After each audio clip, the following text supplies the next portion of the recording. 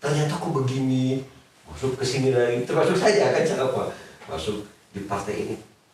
Ternyata makanya saya tadi mengatakan di dalam Nasional Demokrat ada kita bisa saling uji kembali.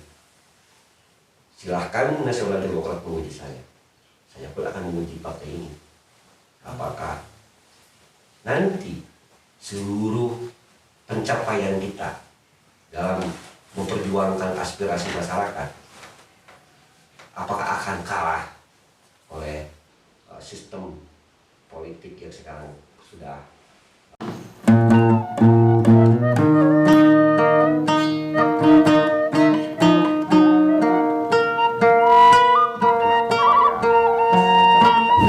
ini kembali ke Kang Aceh. Jadi maka pasti itu ada gabung. Anda katanya udah di sini ya.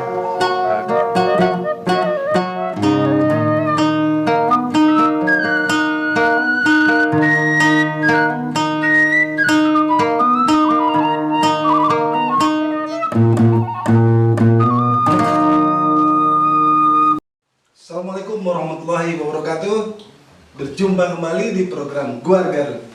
Ini malam yang sangat luar biasa karena kedua sahabat saya yang memang sudah beberapa bulan tidak bertemu. Ada Om Ervin Lutfi, Kang Asep Lukman. Ya, Assalamualaikum. Waalaikumsalam warahmatullahi wabarakatuh.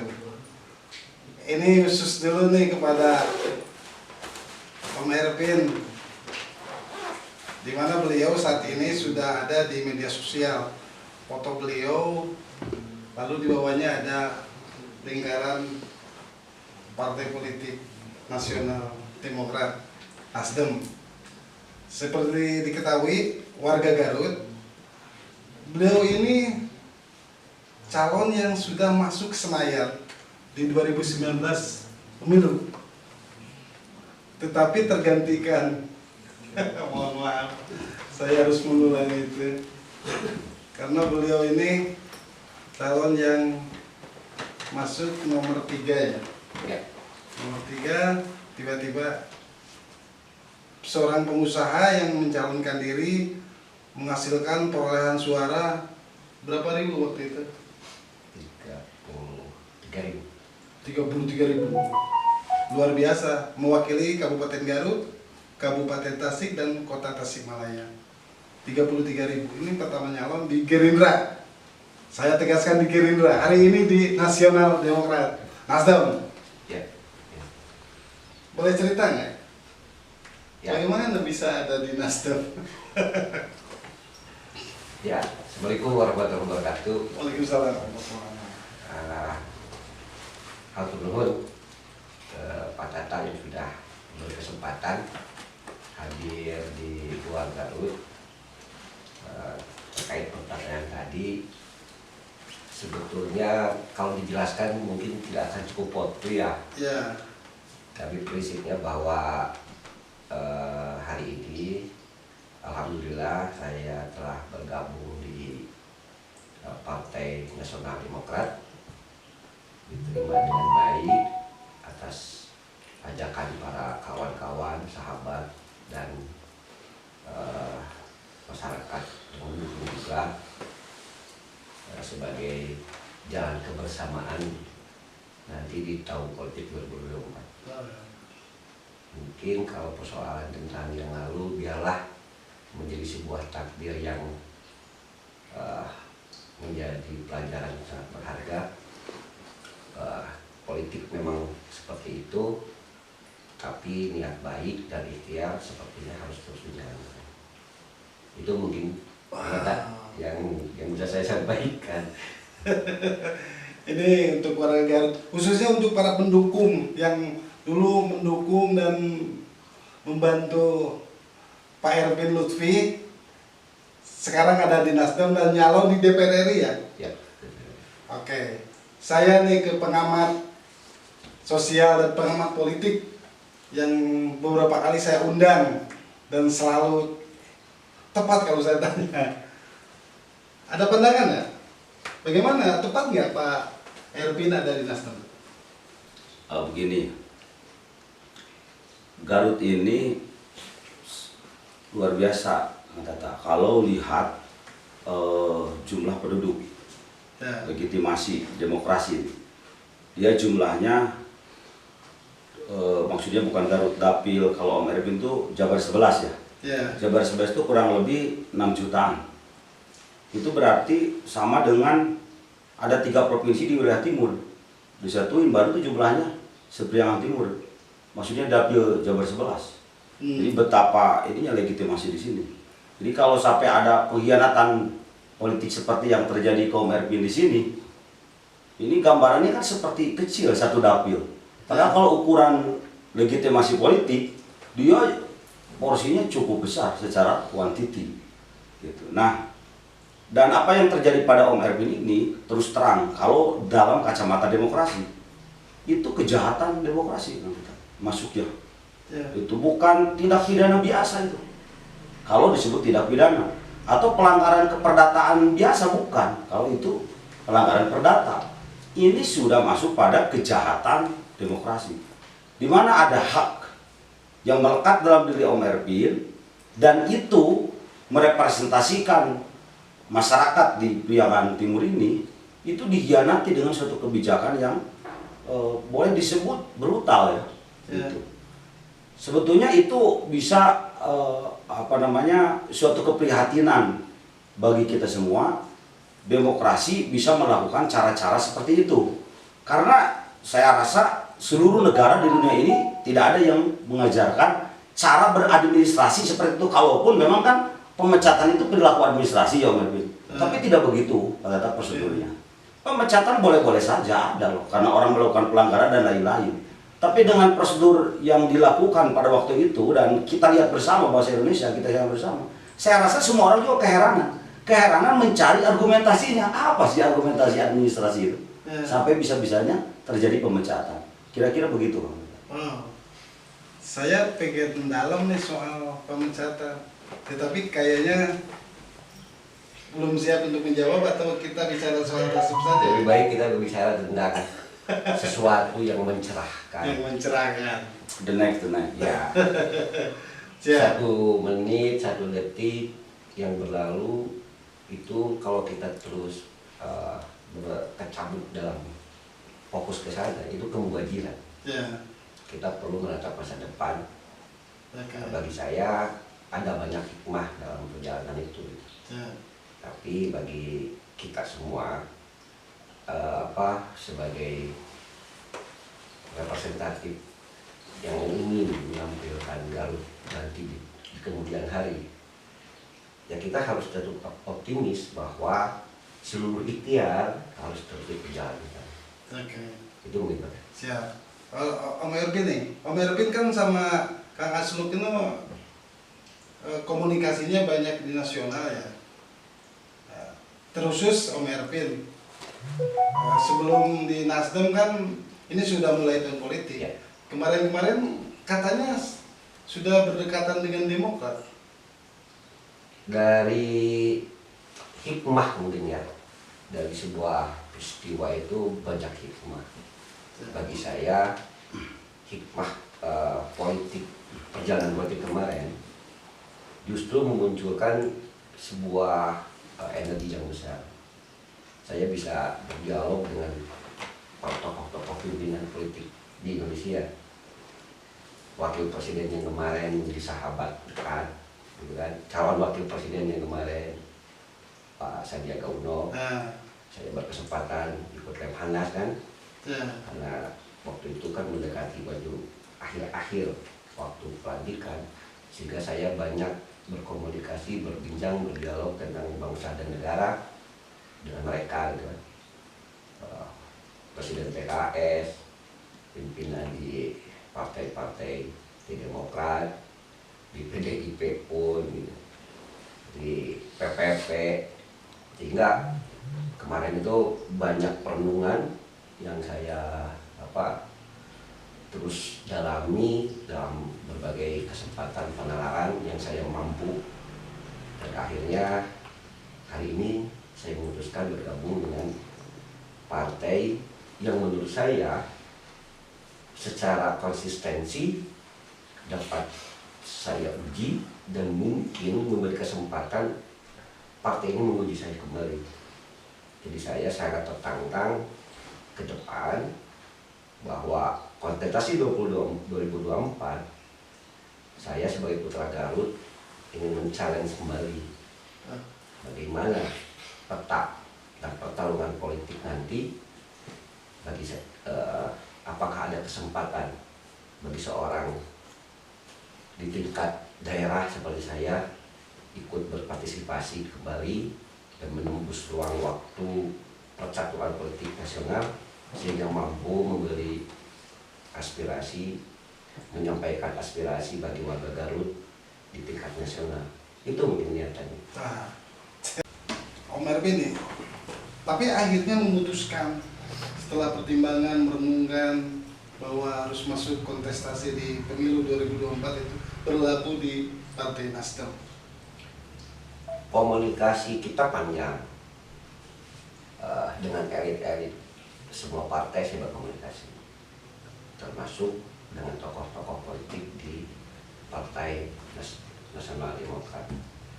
Salah satu yang paling mungkin saya apresiasi dan sangat menghargai dari senior kami Kang Saan Mustafa yang secara khusus langsung bertemu dan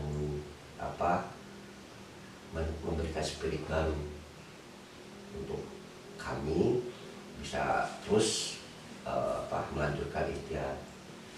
Salah satunya itu juga dari Ibu Dia, Ibu Bupati sebagai pimpinan Partai Nasional Demokrat di Kabupaten Garut pun sama memberikan semangat, juga ajakan yang sepertinya saya pikir ada ketulusan di dalamnya sehingga saya bisa berkesempatan diterima. Itu mungkin yang saya dan kami semua ya kawan-kawan sahabat akhirnya mendukung untuk bergabung di Partai Nasional Demokrat. Wow. Saya ini langsung ke dukun politik. Dukun politik. Dokter atau kali-kali dengan dukun. Dokter politik. Mas Bro, Ya. fair ya, harus fair ya. Iya. Menilai kawan kita kan ada di Objektif, Nasdem. Bagaimana melihat Nasdem di pemilu ini? Begini, saya tadi dengar sebelumnya kawan saya ini Om Erwin sudah cucolah jadi politisi. Kalau kita dengar Ya. membuat redaksi tadi berstatementnya cukup tidak banyak menyinggung sana sini kelihatannya. Ya. Tapi saya akan sedikit berperan berbeda. Saya tidak melihat bahwa ya oke lah kita bicara tentang ketulusan, keikhlasan partai mengajak seseorang. Itu hal yang sangat privasi kan, kita juga tidak tahu. Tetapi kita memandang dalam kacamata sosial saja, bahwa Partai Nasdem misalnya merekrut, mengajak Om Erwin untuk masuk ke partainya, itu merupakan suatu langkah yang menasional tuh Om Erwin. Bukan hanya secara spesial terjadi ke Om Erwin. Jadi dia partai ini kalau lihat orang punya elektoral bagus, Kang Tata, itu diajak. Gitu. Dan ketua umum di Garut itu kan Ibu Dia itu, istrinya Pak Bupati, itu nggak bisa dipisahkan itu. Kalau dia bukan istri Pak Bupati, saya rasa Bu Dia enggak lah. Gitu. Kita objektif aja. Gitu. Karena suaminya Pak Bupati ada electoral effect, itu harapan Nasdem. Nah, itu terlihat kemarin di akhir di mana Nasdem memilih Pak Anies Baswedan. Sebagaimanapun dia adalah gubernur yang begitu populer kan, selain tentu gubernur lain, di situ ada Hopipa, ada Ganjar, ada Ridwan Kamil dan lain-lain. Nah, itu menunjukkan bahwa memang itu sudah bagian dari strategi partai ini yang dilakukan secara sistematis dan terencana. Jadi bukan kebetulan ngajak Om Erwin, tidak. Gitu. Dia udah masuk pada roadmap-nya begitu. Gitu, untuk ngambil Om Erwin. Karena saya bisa melihat begitu. Tetapi karena dia ada seorang partai yang memang membutuhkan pendukung yang banyak, saya rasa itu hal-hal yang bagus. Itu bagus sekali gitu. Daripada partai ini eksklusif gitu, tertutup. Ya. Gitu kan lucu kalau kemudian saya bukan menolak istilah pengkaderan partai, bukan. Tetapi yang perlu kita ketahui, kalau partai-partai eksklusif di mana mencalonkan orang-orang prioritas, orang-orang yang dikader oleh dirinya, begitu. Saya rasa itu akan bertentangan dengan filosofi di mana partai itu dibentuk. Karena partai ini dibentuk sesungguhnya sebagai tiang untuk melegitimasi negara. Nah, kalau yang disodorkan hanya kader-kader dia yang tidak memiliki elektoral yang bagus, ini negara bisa kehilangan legitimasi kan, kata-kata. Bahaya. Jadi cara-cara Nasdem itu cara-cara negarawan. Gitu. Ya terlepas tadi kalau Om Epi memandang bahwa itu ada suatu ajakan yang tulus dan lain-lain, itu kan persoalan wilayah pribadi. Saya tidak masuk ke wilayah itu. Om Erwin merendah, bisa saja merendah kan. Sebetulnya Om Erwin kan dinilai memiliki nilai. Saya lihat, saya tadi udah bilang Om Epi bisa memilih redaksi yang tidak mereduksi dirinya sebagai seorang politisi yang bisa menghargai banyak orang. Itu saya bilang. Ya. Terus Om Erwin mengambil Nasdem tepat. Setelah ditawari aja, anggap saja redaksinya ditawari. Begini, Nasdem menurut saya hari ini ya tepat orang bergabung ke Nasdem hari ini semuanya, bukan hanya Om Erwin. Menurut saya tepat hari ini. Tetapi ini kalau bicara Nasdem, makanya nanti kita urut. Ini di Om Erwin kan ada di suatu dapil di sini, yang bisa kita lihat apakah langkah-langkah Nasdem dengan menetapkan Pak Anies Baswedan jadi calon presiden, ini elektoral efeknya bagus nggak ke dapil ini? Kalau bagus, berarti syarat kedua udah masuk lagi. Tinggal ketiganya kita hitung, apakah Nasdem bisa menekan, meminimalisir money politik yang begitu masif hari ini. Karena gara-gara adanya langkah-langkah Nasdem hari inilah seluruhnya. Oh bisa, oh masuk lagi misalnya kriterianya. Masih tidak berhenti di situ, ditanya lagi, bagaimana dengan persaingan calon lain? Gitu. Apakah tepat bagi Om Erwin? Kenapa? Karena ketepatan itu ukurannya patahnya sederhana. Kok Om Erwin akan dapat peluang menang nggak? Kan itu kan? Kan itu intinya. Makanya itu yang harus diuji. Nah saya rasa dengan pengalaman Om Erwin kemarin gitu ya, dan basis suaranya jelas kemarin Om Erwin itu malah komunikasinya masih terjadi dengan basis suara yang sekarang. Om Erwin salah seorang yang memiliki opportunity untuk menang. Salah seorang. Tetapi itu tergantung, pada akhirnya kan tidak bisa dibiarkan begitu saja, Om Erwin tetap harus berupaya maksimal. Ya kira-kira begitu. Siap. Ini keren ya. Saya ke Om Erwin lagi. Saya tidak bicara primordial ya, tetapi nyaleknya Om Erwin di DPR RI. Rata-rata kan caleg di DPR RI dapil Garut Tasik itu di luar warga Garut. Rata-rata ya di beberapa partai, sehingga waktu Om Erwin di Gerindra saat itu suaranya signifikan. Ada kerinduan orang Garut memang memiliki dewan dari Garut sendiri, termasuk Bulan juga kan salah satunya dapat suara cukup besar, sehingga mungkin itu gambaran dari orang Garut atau termasuk orang Tasik juga.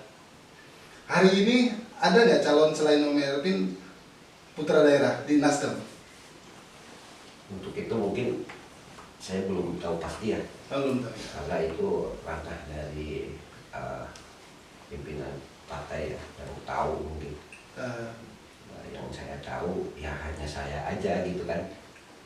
Yang lainnya saya nggak tahu apakah ini juga kan baru bakal calon baru pendaftaran juga belum Ya. lah. Saya meniatkan diri masuk ke partai sebagai kader kan. Prosesnya nanti di partai ada tahapan-tahapannya. Saya sendiri belum bisa memastikan apakah saya akan menjadi calon atau tidak kan.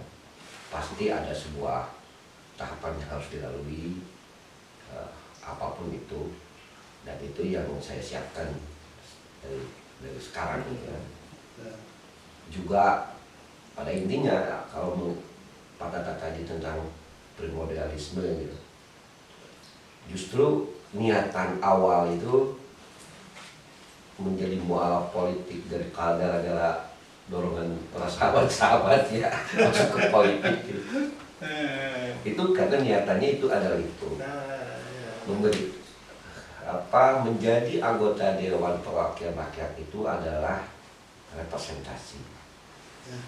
Bagaimana kita menjadi sosok yang bisa menjadi penyalur aspirasi masyarakat. Garut ini bagian dari Indonesia.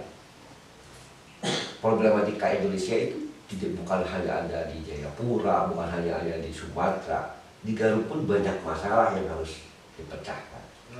Saluran hari ini, figur mana yang mencukupikah figur itu untuk bagi masyarakat di Garut sendiri, termasuk kalau saya kan mungkin Tasik dan Kabupaten Tasik dengan regionalitas yang sama, manusia-manusia yang sama, mempunyai persamaan yang mirip, yang sama. Bagaimana kita bisa berubah dengan nasib kita semua.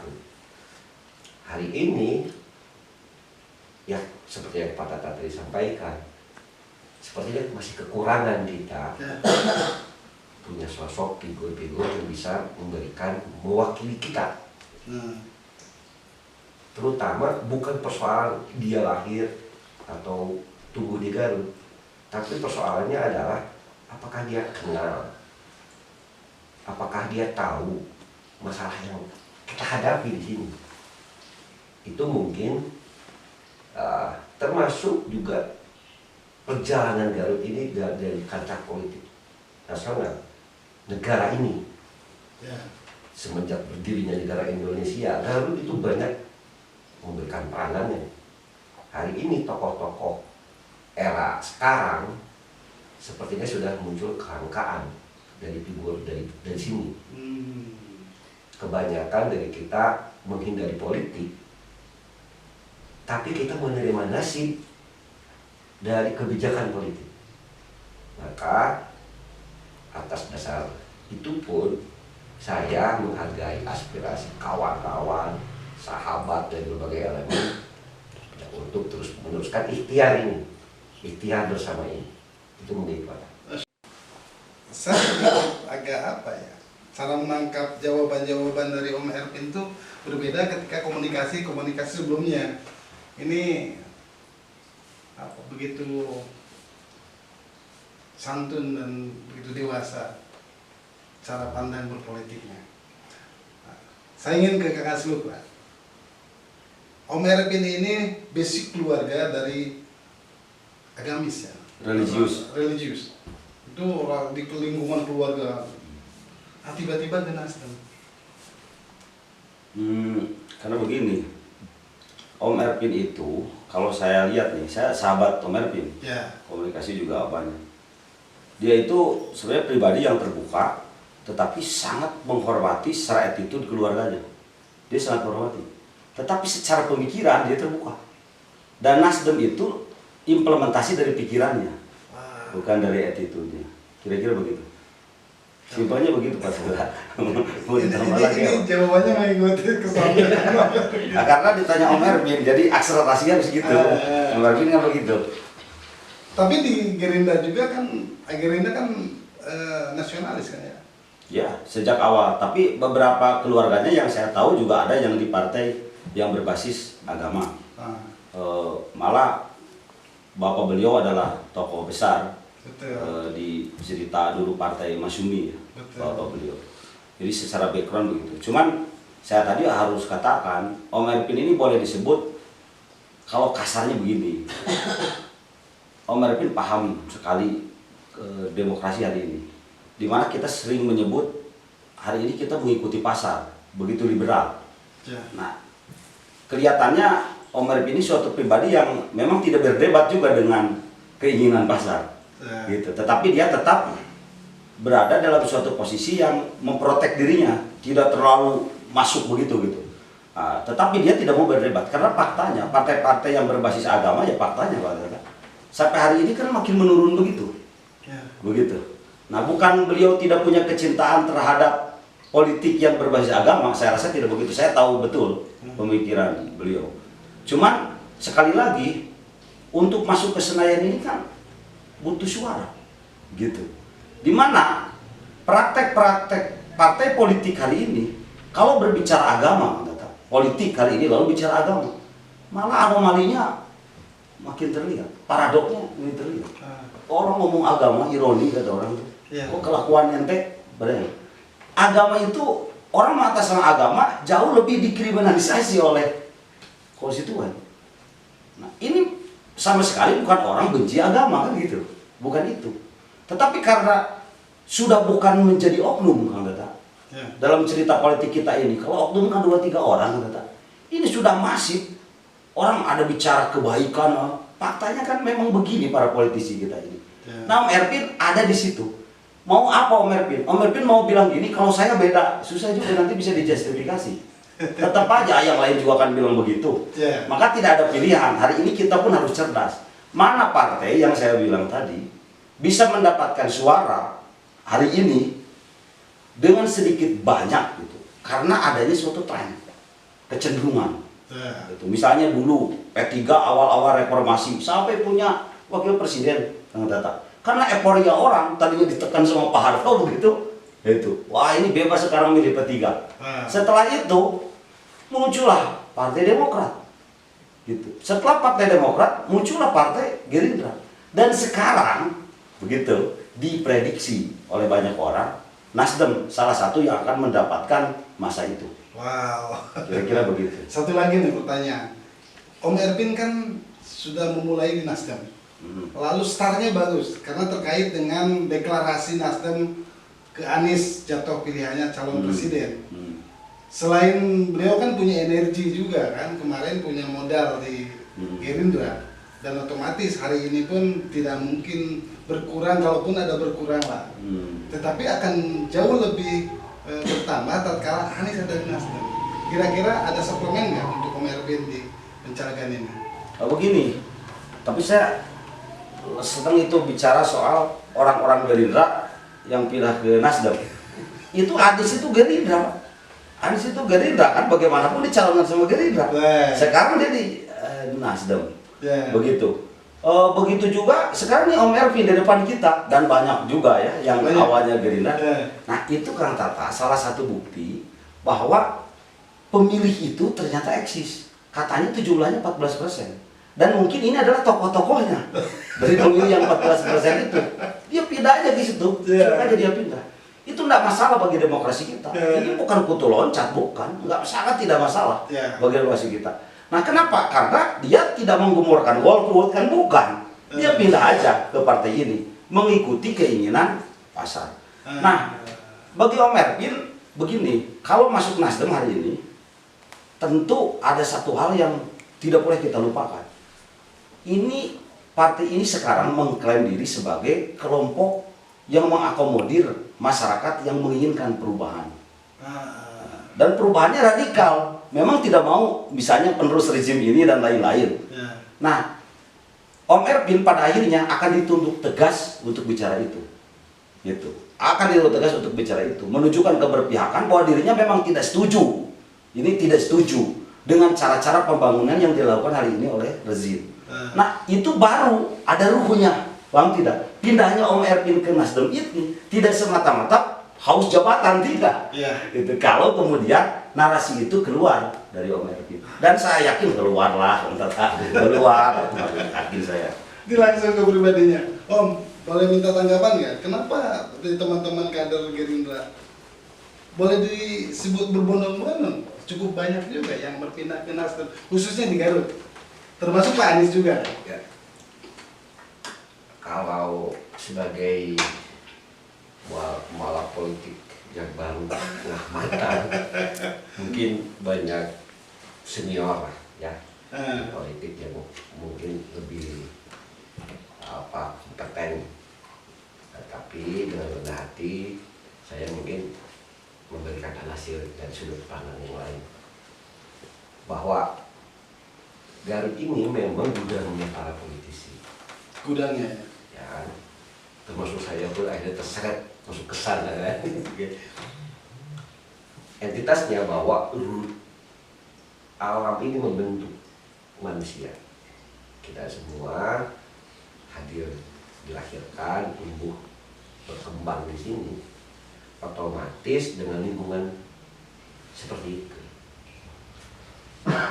Tadi kawan-kawan semua yang terdistribusi dalam berbagai label, mau yang merah, putih, hijau, semua pada entitasnya adalah ingin perjuangkan sesuatu menurut apa yang diyakini, menurut apa yang melekat dalam potensi dirinya. Ada yang bergabung dengan hijau, sebetulnya dia memperjuangkan apa yang menjadi harapan dia.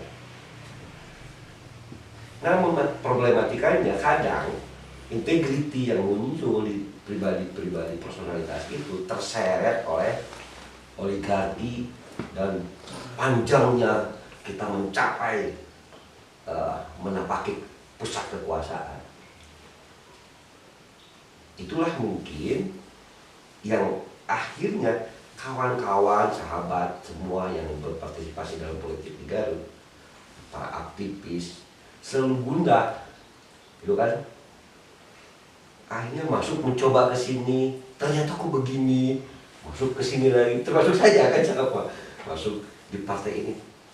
Ternyata makanya saya tadi mengatakan di Dasar Nasional Demokrat ada kita bisa saling uji kembali. Silahkan Nasional Demokrat menguji saya pun akan menguji partai ini. Apakah nanti seluruh pencapaian kita dalam memperjuangkan aspirasi masyarakat, apakah akan kalah oleh sistem politik yang sekarang sudah rigid diterapkan di perpolitikan Indonesia. Yang saya justru hargai seperti sahabat ini, Kang Asup ini, dia mempunyai peranan nasional. Ya, betul. Mampu menembus di berbagai ruang waktu nasional. Dan bagi saya, adanya sahabat seperti beliau, kemubajiran jika saya tidak juga bersama dalam perjuangan itu. Jadi justru hadir saya di dunia politik ini adalah bagian jalan kebersamaan dari berbagai elemen. Adapun dalam mencapainya itu, karena tidak ada pilihan lain, sistem demokrasi kita begitu. Ada yang harus masuk ke Golkar, ada yang harus ke Demokrat, ada yang masuk ke Gerindra, tapi entitas embryo politik Garut adalah bagaimana semua aktivis itu bisa masuk ke kekuasaan di atas. Ini yang harus mungkin sebagai anasir yang saya tadi ya dari mualaf politik setengah matang itu. Saya ke Kang Asup lagi nih.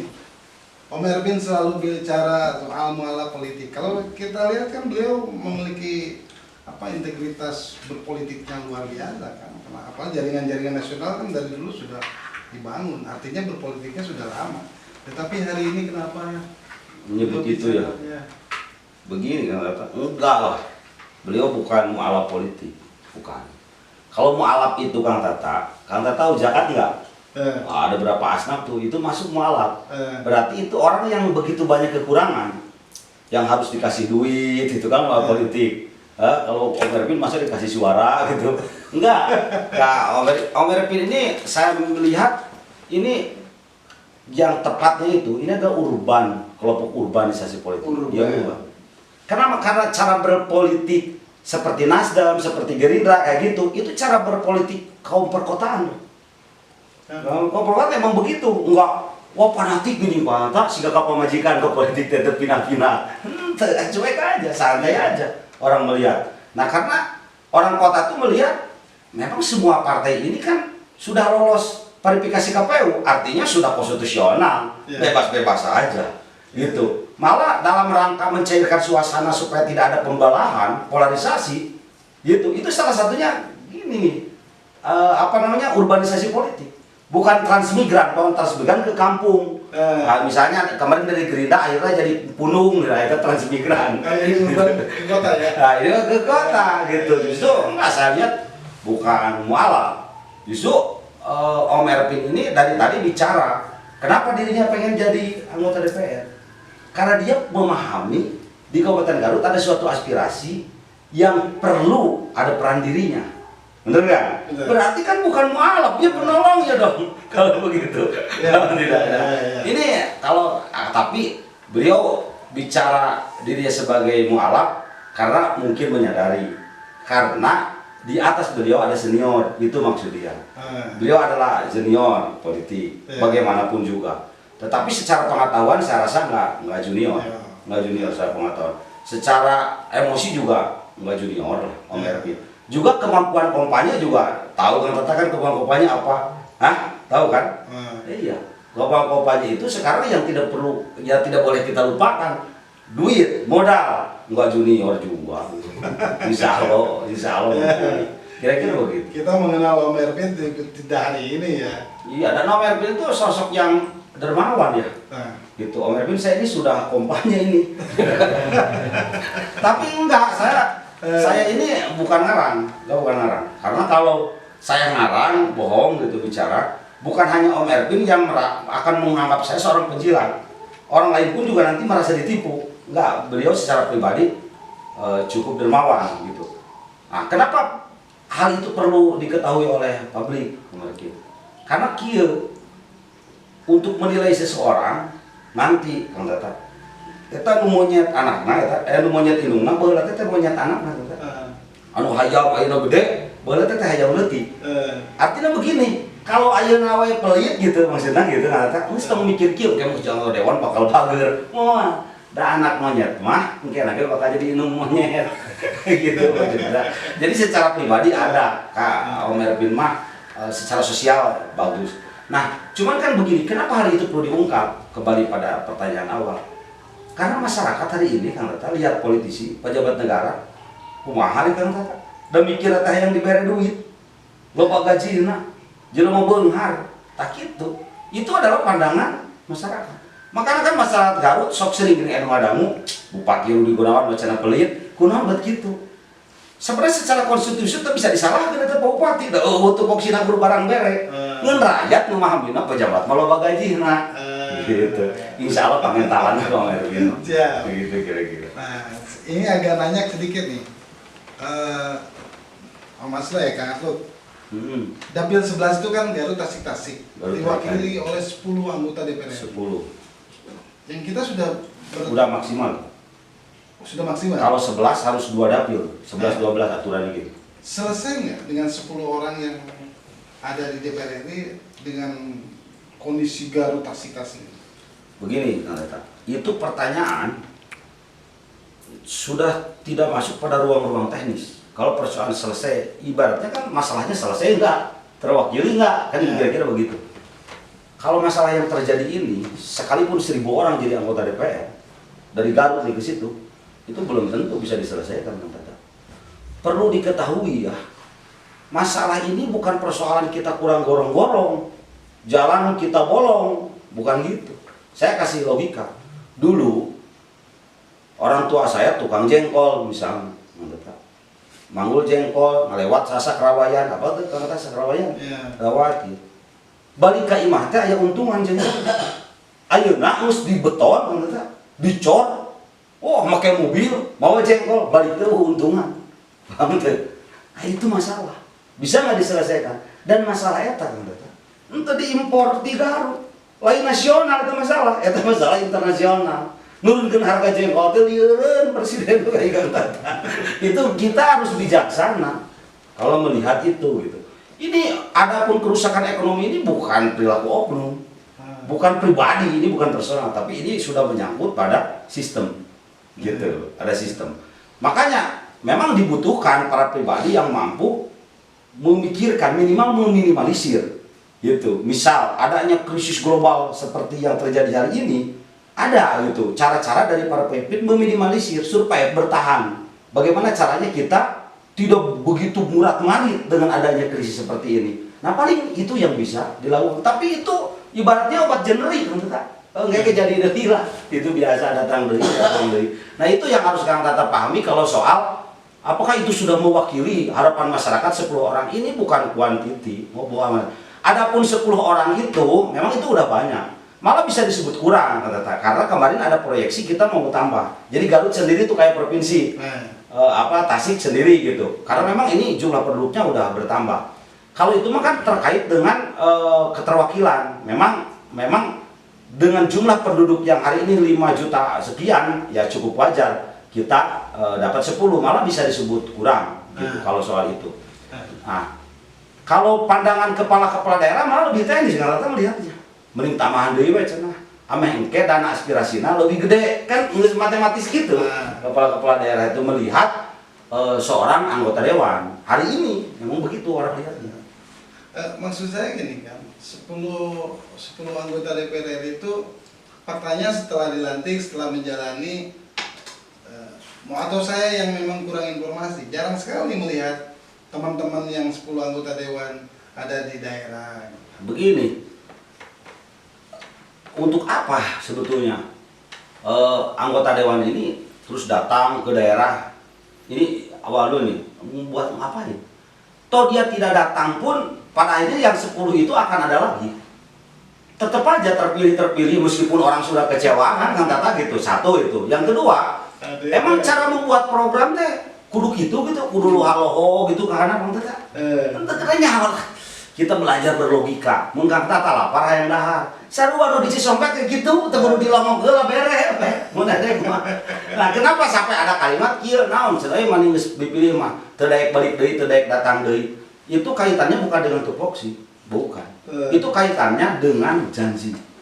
Satu, karena memang dia ada janji yang tidak ditunaikan sehingga muncul kalimat itu. Ah, satu poinnya. Yang kedua, kalimat itu munculnya gara-gara apa coba kata? Orang sampai ngomong begitu. Karena umumnya jelema mus jadi DPR rumah adat elitis. Nah, karena ada kecenderungan perilaku elitis itu, maka muncul kalimat nama teu poho we cenah mana mau jadi awal dewan. Nah, tapi situasi itu kan teu didenge faktana. Umumna teu didenge sing ngaku gitu we tong loba ieu. Faktana gitu. Akhirnya masyarakat dendam gitu. Tinggal mun balik deui cenah dipilih ku aing mah teu mere duit mah. Bener. Nah, apa buktinya itu situasi itu bukan terjadi di mana-mana dan cek abdi teh tadi kritikan itu terdideng buktina masyarakat tuh ngomong gitu masih. Nah, artinya dendam itu ada di hati sanubari setiap pemilih. Hari ini geus kitu Bang Tata. Nah, ini mah kabagian imbasna. Setelah pemilu milih lagi ya. Ada bakal lagi ieu kan, lain demokrasi mah.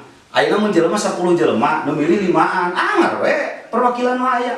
Bisa ieu teh 2 juta kata urang teh. Isuk mah nu milih 3 juta 600.000. Di Tasik dihitung 200.000, di kota Tasik 50.000. Anggar 10. Iya kan gitu. Ari-ari persoalan legitimasi itu mah sama aja gitu. Nah, cuman ya kira-kira itu aja lah. Adapun omongan Kang Tata tadi kunaon betul balik deui. Eta mah dari pertanyaan wartawan. Pertanyaan KB yang intinya di dalamnya kritik terhadap para pejabat belum jadi sok elitis. Gitu we. Om Erwin, keseharian maksud saya aktivitas jika nanti nyalon kerjaan Om Erwin ditinggalkan. Kan sekarang sebagai properti ya, bisa di properti. Hari ini sebetulnya saya diberi kesempatan menjadi anggota tim monitoring dan evaluasi kawasan ekonomi khusus pariwisata di Indonesia. Ya, jadi kita memonitor di 8 kawasan ekonomi khusus pariwisata,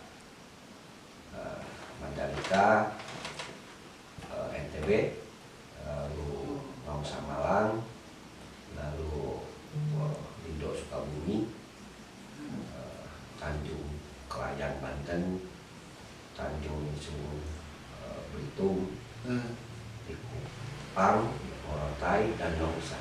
Bisa diulangi lagi nggak? Tim apa pengawas tim monitoring dan evaluasi kawasan ekonomi khusus di bawah arahan Menteri Pariwisata Pak Sandiaga Uno. Itu berapa orang?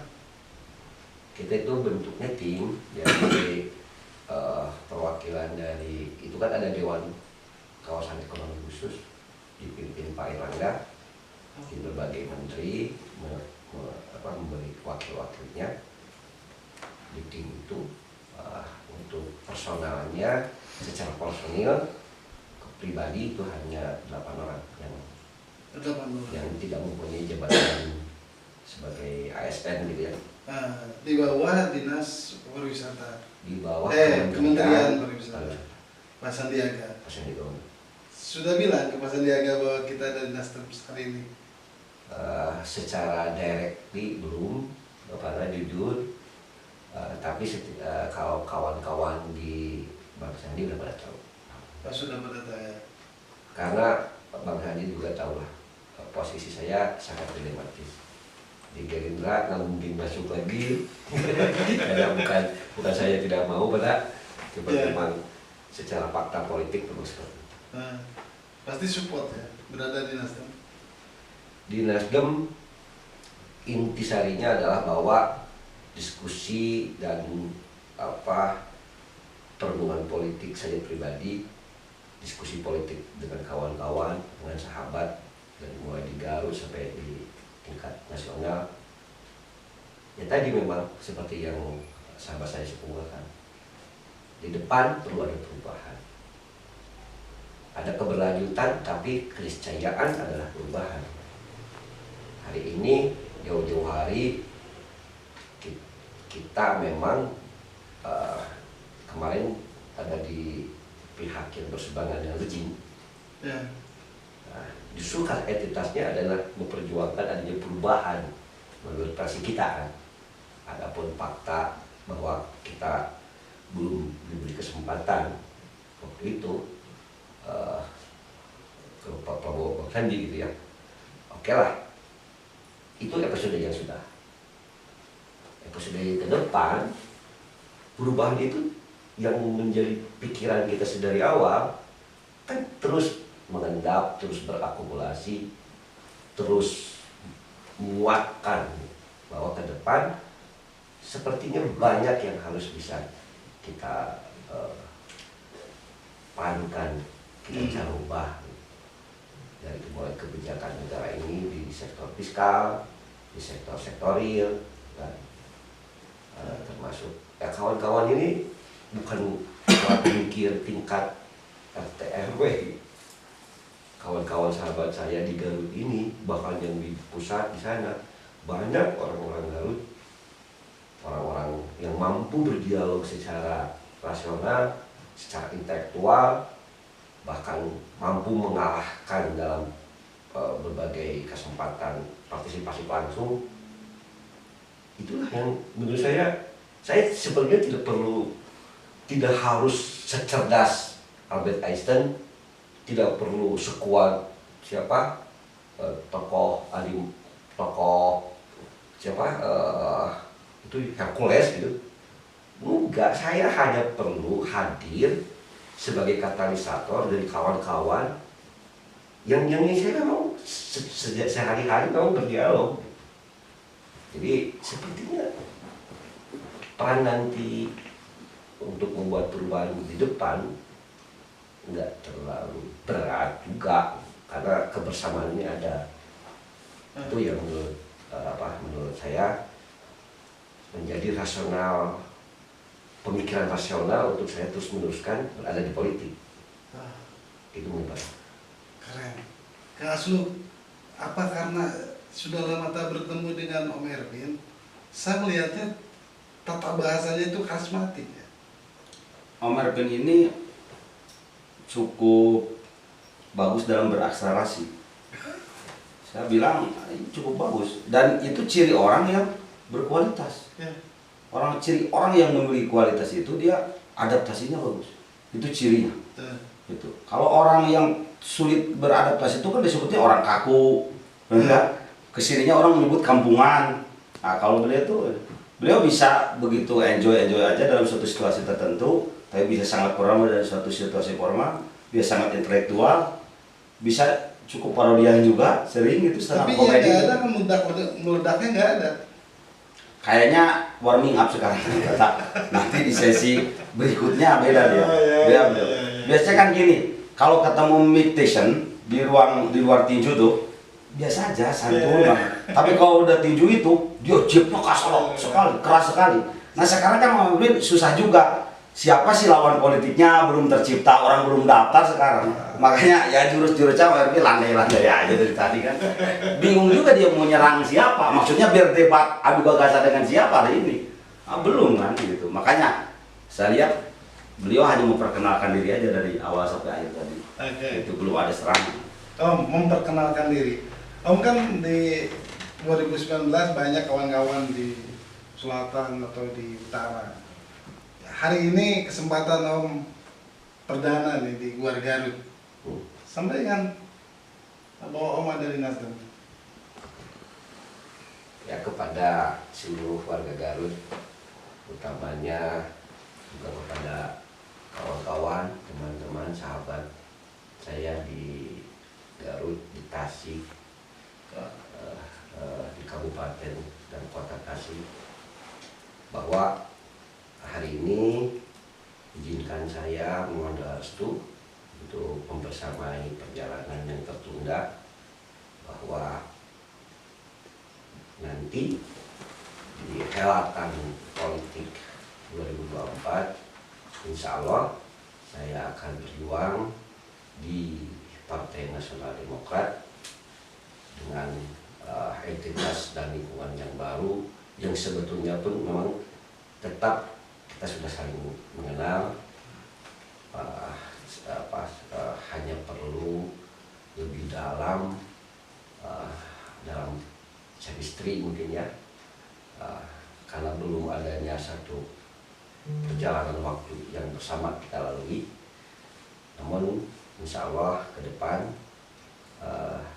kita akan membuat jalan kebersamaan bagi semua. Itu mungkin yang saya sampaikan. Terima kasih. Salam Nasional Demokrat. Wow. Wow. Ini kan Kang Asluk baru warming up ya. Pemanasan atau stretching. Bahwa saya butuh Kang Asluk nanti menganalisa tentang perkembangan politik baik di daerah maupun nasional.